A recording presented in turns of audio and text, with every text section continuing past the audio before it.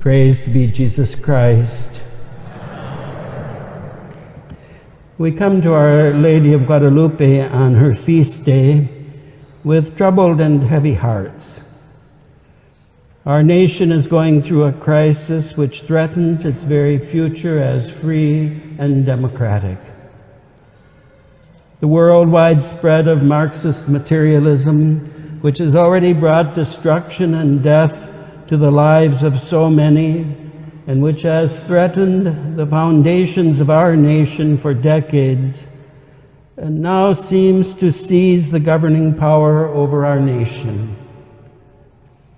To attain economic gains, we as a nation have permitted ourselves to become dependent upon the Chinese Communist Party, an ideology totally opposed to the Christian foundations upon which families and our nation remain safe and prosper.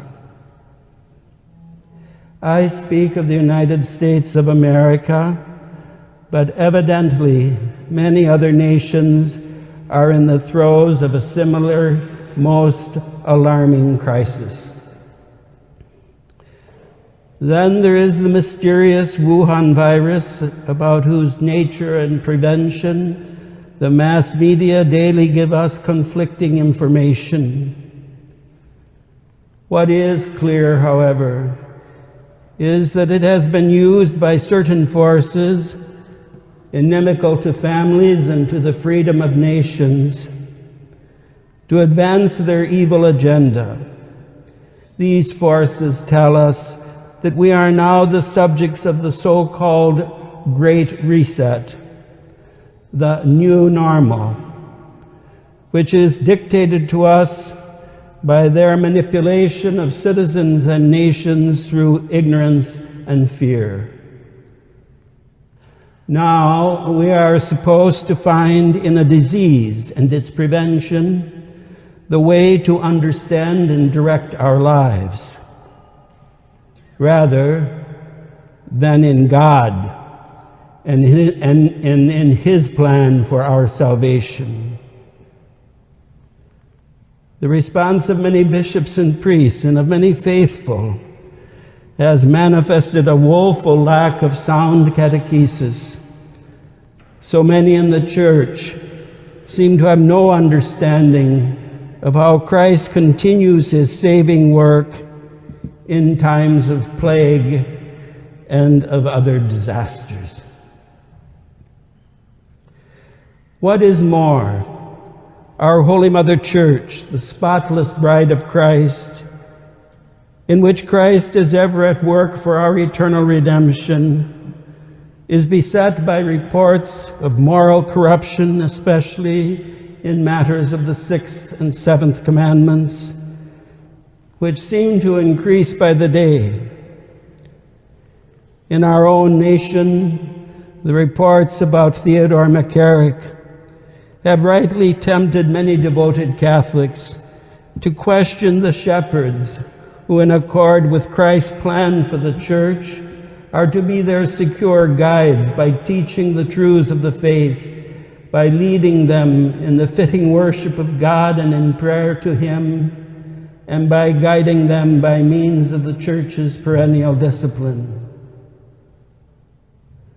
Too often, the faithful receive nothing in response, or a response which is not grounded in the unchanging truths regarding faith and morals. They receive responses that seem to come not from shepherds, but from secular managers. The confusion regarding what the Church truly teaches and demands of us in accord with her teaching generates ever greater divisions within the body of Christ. All of this cripples the Church in her mission of witness to divine truth and divine love at a time when the world has never needed more the Church to be a beacon. In encountering the world, the Church falsely wants to accommodate herself to the world instead of calling the world to conversion in obedience to the divine law written on every human heart and revealed in its fullness in the redemptive incarnation of God the Son. These grievous troubles, of course, present a formidable challenge to our daily Christian living. The impact of the crisis in the world and in the church is profound for all of us.